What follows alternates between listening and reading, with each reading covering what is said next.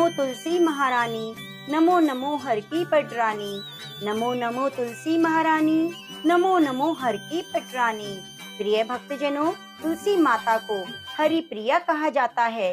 जितना भगवान श्री हरि विष्णु सोने चांदी हीरे मोती रत्नों से प्रसन्न नहीं होते, उतना सिर्फ तुलसी दल से प्रसन्न हो जाते हैं। सच्ची श्रद्धा भाव से तुलसी दल से भगवान विष्णु की पूजा करने से मनुष्य के सभी संकट कट जाते हैं और मनोकामनाओं की पूर्ति होती है। शास्त्रों के अनुसार तुलसी माता में जल अर्पित करने से, दीपक प्रज्वलित करने से और कथाओं को नित्य नियम से सुनने से लक्ष्मी नारायण भगवान की असीम कृपा प्राप्त होती है। घर में धन धान्य की कभी कमी नहीं होती, सभी संकट कट जाते हैं, अकाल मृत्यु नहीं होती, कोई भी गंभीर बीमारी घर को नहीं घेरती। तो प्रिय भक्तजनों, आज मैं आपको सुनाने जा रही हूँ जेठ माह में नित्य नियम से सुनी जाने वाली तुलसी माता की बड़ी ही दुर्लभ और पवित्र कथाएं। आप इन कथाओं को पूरा अवश्य सुनिए और कथा सुनते हुए लक्ष्मी नारायण भगवान की जय हो, तुलसी माता की जय हो जरूर लिखिए। एक कन्या थी। जब वह थोड़ी बड़ी हुई, उसको समझ आने लगा, तब से वह तुलसी माता की पूजा करने लगी। उसके प्रतिदिन का नियम था कि तुलसी माता की पूजा करने के बाद ही खाना खाती थी। जब वह कन्या शादी के लायक हुई, तब उसके माता पिता ने उसकी शादी करवा दी। कन्या को उसके माता पिता ने दहेज में एक तुलसी का गमला दिया। ससुराल में वह प्रतिदिन सवेरे उठते ही पूजा करती, फिर उसके बाद ही खाना खाने बैठती थी। उसकी 2 जेठानियां थीं, वे दोनों उसका मजाक उड़ाती, बड़ी नियम धर्म वाली बनती है। उन दोनों को उससे बहुत ईर्ष्या होती, इसीलिए वो दोनों तुलसी का गमला छुपा देती। जब वह कन्या बड़ी मुश्किल से गमला ढूंढ कर लाती, पूजा करती, फिर खाना खाती, वह गमला ढूंढ कर लाती, तो एक दिन उसकी जेठानियों ने क्या किया कि गमला ही दूर फेंक दिया। कन्या ने खूब ढूंढा, पर उसे गमला नहीं मिला। वह बहुत परेशान हो गई। उस दिन तो उसे खाना भी नहीं खाया। उसका नियम था। उस कन्या की सच्ची भक्ति देखकर तुलसी माता उससे बहुत प्रसन्न हुई और कमरे में तुलसी का गमला प्रकट हो गया। अगले दिन सुबह जब वह उठी, तो क्या देखती है, उसकी खाट के चारों कोनों पर तुलसी माता का गमला आ गया है। यह देखकर वह बहुत प्रसन्न हो गई। अब मेरी तुलसी माता को कोई चुरा ना सकेगा। पूजन करने के लिए भी कहीं और जाना नहीं पड़ेगा। कोई मेरी तुलसी माता को फेंक भी नहीं सकेगा। वह तो जल्दी से उठकर स्नान करती, तुलसी माता का पूजन करती और खाना खाने बैठ जाती। तो जेठानियां मजाक करने लगी, लो देवरानी का नियम धर्म पूरा हो गया। उससे पूछती हैं, तुलसी जी की पूजा कर ली क्या? देवरानी धीरे से बोलती है, हाँ कर ली। जेठानियां बोलती हैं, कहाँ से कर ली पूजा? गमला तो फेंक दिया। देवरानी कहती है, देख लो मेरे कमरे की खाट पर तुलसी जी लग रही है। जेठानियां बहुत शर्मिंदा हुई और बोली, देवरानी तेरी भक्ति सच्ची है, हमने तुझे बहुत परेशान किया, हमें माफ कर दो। देवरानी ने उन्हें माफ कर दिया। हम भी तुलसी माता से प्रार्थना करते हैं, हे तुलसी माता, जैसी कृपा आपने देवरानी पर करी, वैसी हम सभी पर करना। तो प्रेम से बोलिए, तुलसी माता की जय हो, लक्ष्मी नारायण भगवान की जय हो। एक ब्राह्मण था। वह प्रतिदिन मंदिर जाता। वह प्रतिदिन तुलसी माता की पूजा करता। तुलसी माता से प्रतिदिन प्रार्थना करता कि हे तुलसी महारानी, मेरी आनंद करना। तुलसी माता ने सोचा, ब्राह्मण तो बहुत सीधा है और गरीब है, प्रतिदिन मेरी पूजा करता है, मैं इसके कुछ न कुछ करना चाहती हूँ। तो तुलसी महारानी एक कन्या का रूप बनाकर बैठ गई और ब्राह्मण को बोला, ब्राह्मण मैं भी तेरे घर आना चाहती हूँ। ब्राह्मण ने सोचा, 6 लड़कियां तो पहले मेरे घर हैं और 7 लड़कियों का मैं कैसे पालन पोषण करूँगा, लड़कियों की शादी कैसे कराऊंगा, मेरे पास तो कुछ भी नहीं।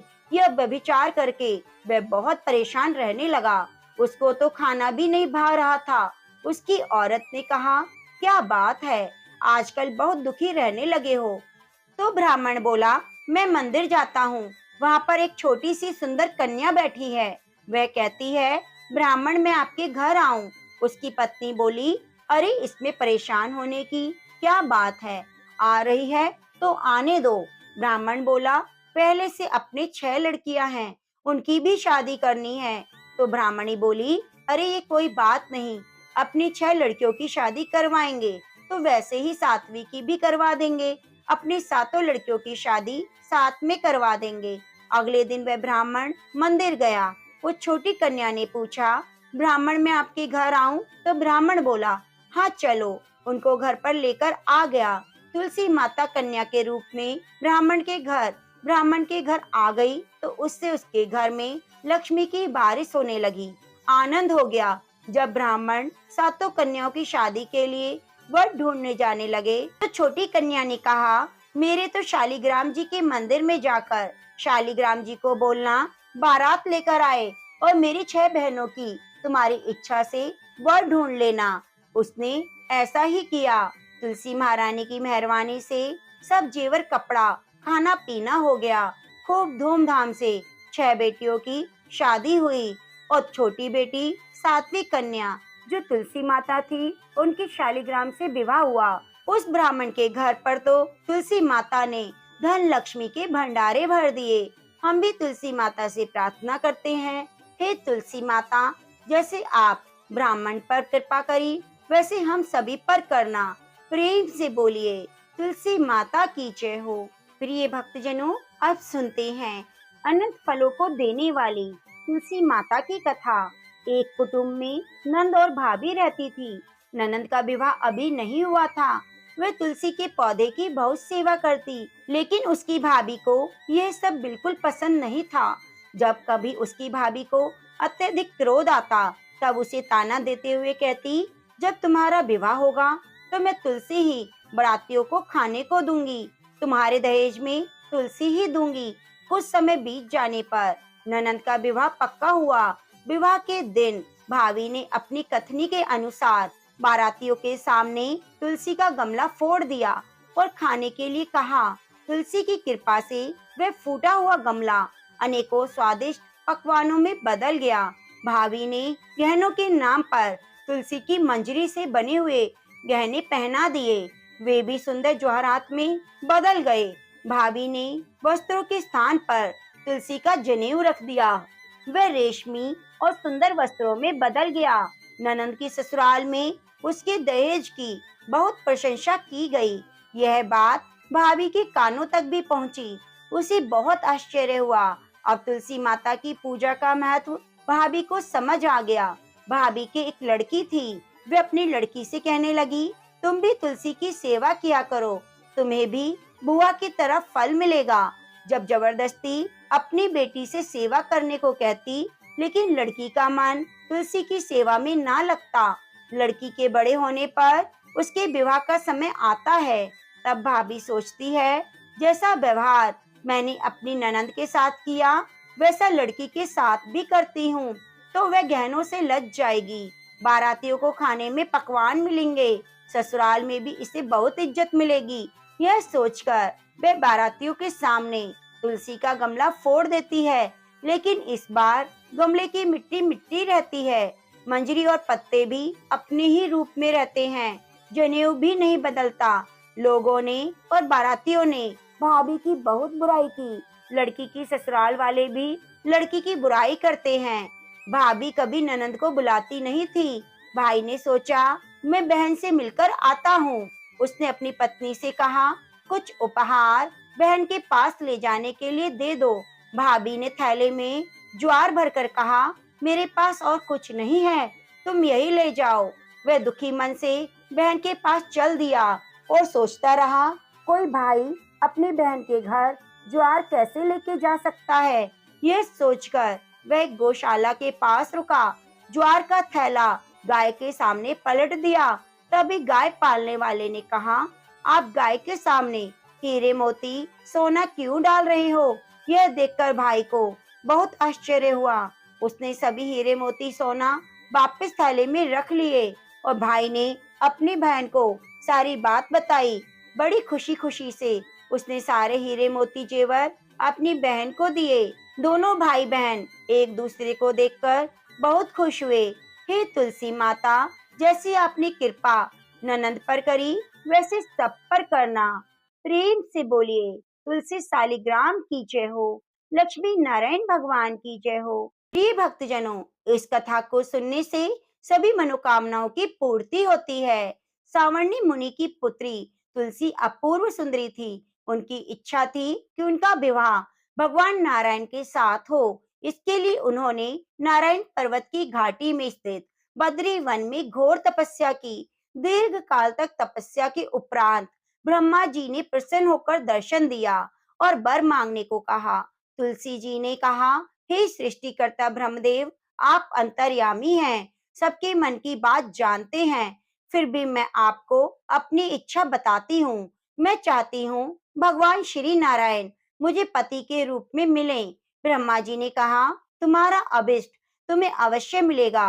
अपने पूर्व जन्म में किसी अपराध के कारण तुम्हें श्राप मिला है। इसी प्रकार भगवान श्री नारायण के एक पार्षद को भी दानव कुल में जन्म लेने का श्राप मिला है।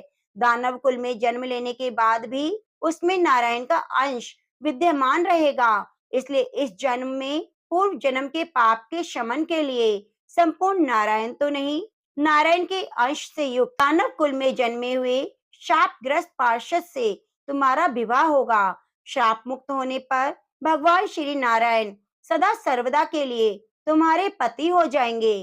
तुलसी जी ने ब्रह्मा जी के इस वर को स्वीकार किया, क्योंकि मानव कुल में जन्म के कारण उसे मायावी भोग तो भोगने ही थे। तुलसी बद्री वन में रहने लगी। नारायण का वह पार्षद दानव कुल में शंखचूड़ के नाम से पैदा हुआ। कुछ दिनों के बाद वह भ्रमण करता हुआ बद्री वन में आया। वहां तुलसी को देखते ही उस पर मुग्ध हो गया।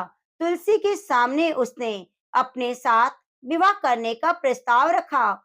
इतने में ही वहां ब्रह्मा जी आ गए और तुलसी से कहा, तुलसी, शंखचूड़ को देखो, कैसा देवोपो है, इसका कितना सुंदर स्वरूप है। दानव कुल में जन्म लेने के बाद भी लगता है इसके शरीर में नारायण का वास है।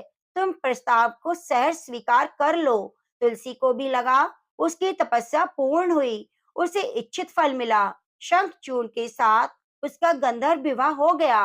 वह शंखचूड़ के साथ उसके महल में पत्नी बनकर आ गई। शंखचूड़ ने अपनी परम सुंदरी सती साध्वी पत्नी तुलसी के साथ बहुत दिनों तक राज्य किया। उसने अपने राज्य का इतना विस्तार किया कि देवलोक पर उसका अधिकार हो गया। स्वर्ग का सुख भोगने वाले देवताओं की दशा भिखारियों जैसी हो गई।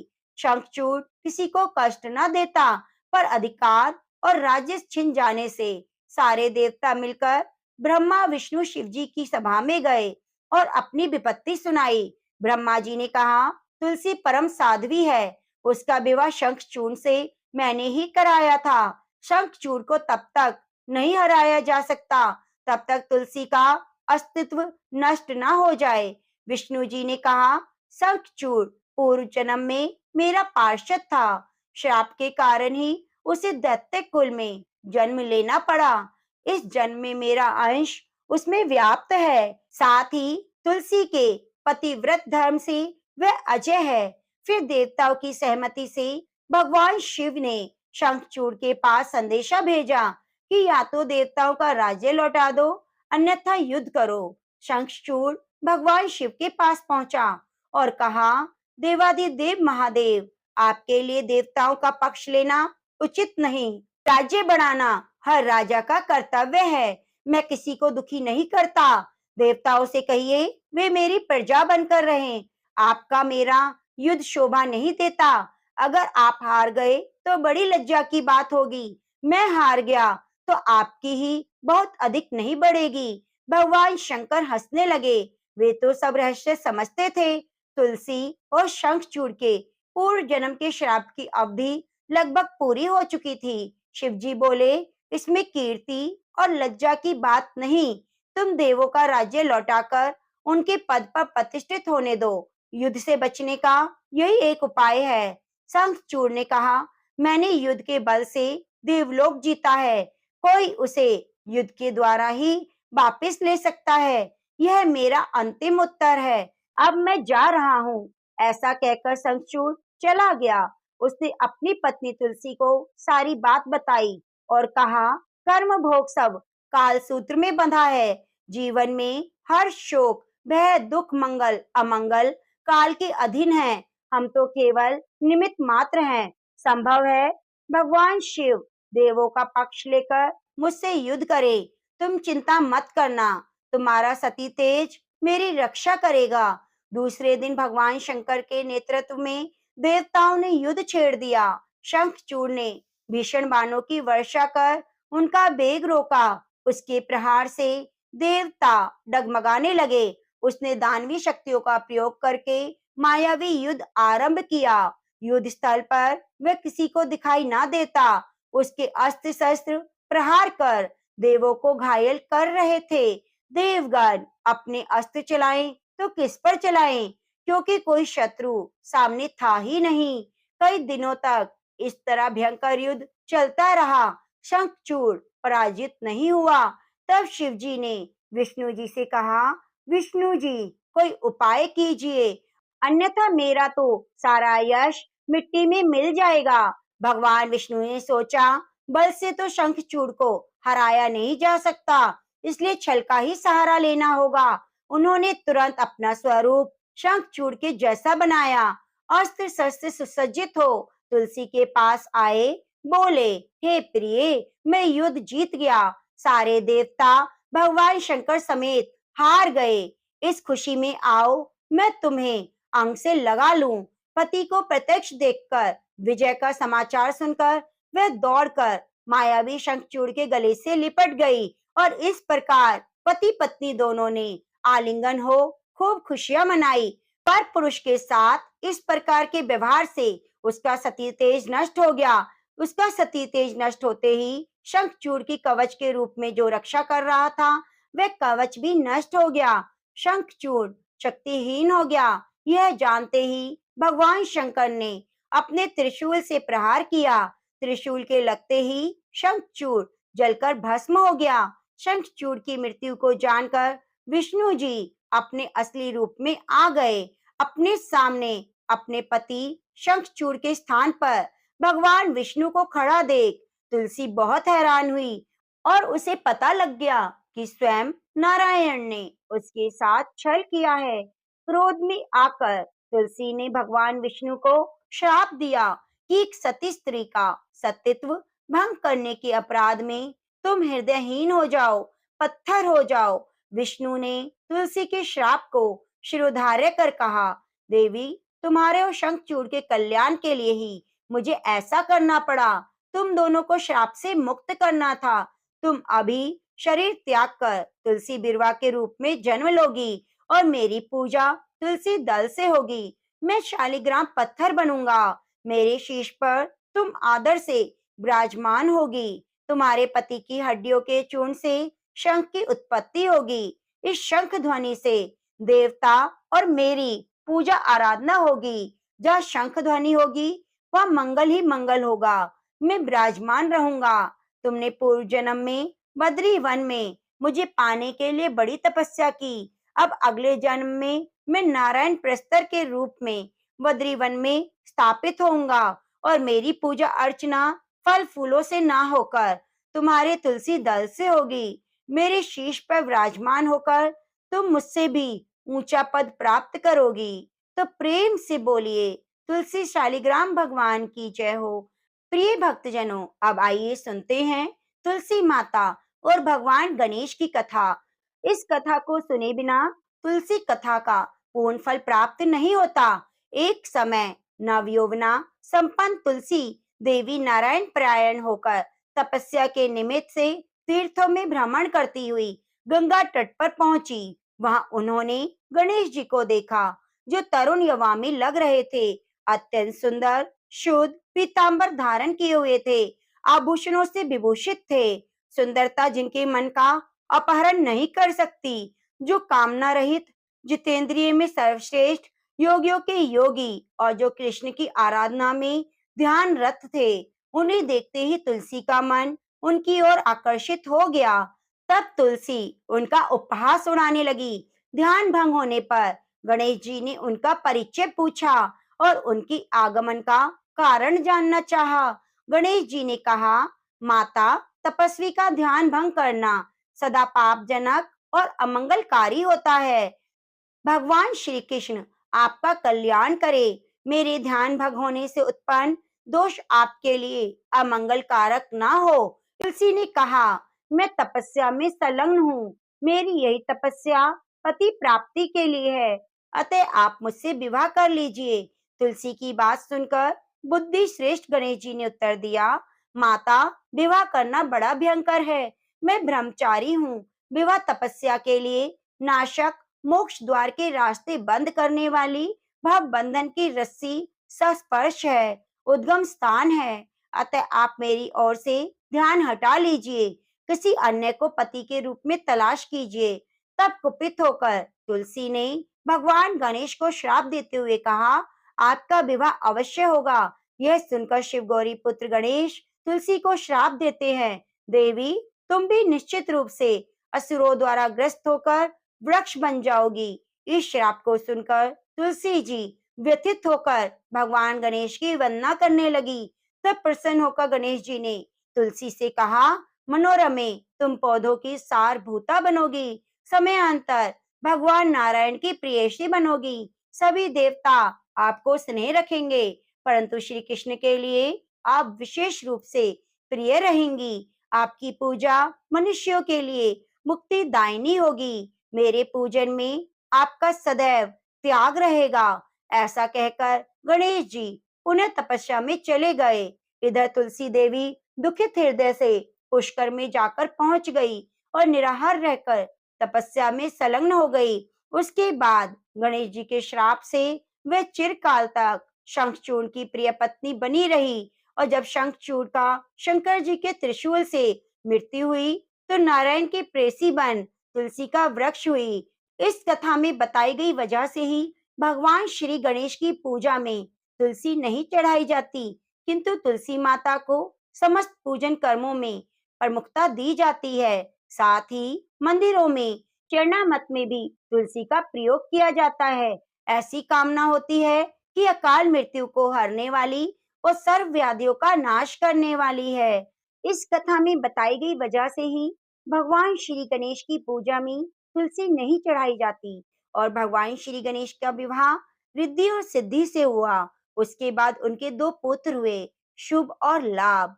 तो प्रेम से बोलिए, गौरी पुत्र गणेश की जय हो, राई दामोदर की जय हो, तुलसी शालिग्राम की जय हो। नमो नमो तुलसा महारानी, नमो नमो हर की पटरानी, नमो नमो तुलसा महारानी, नमो नमो हर की पटरानी।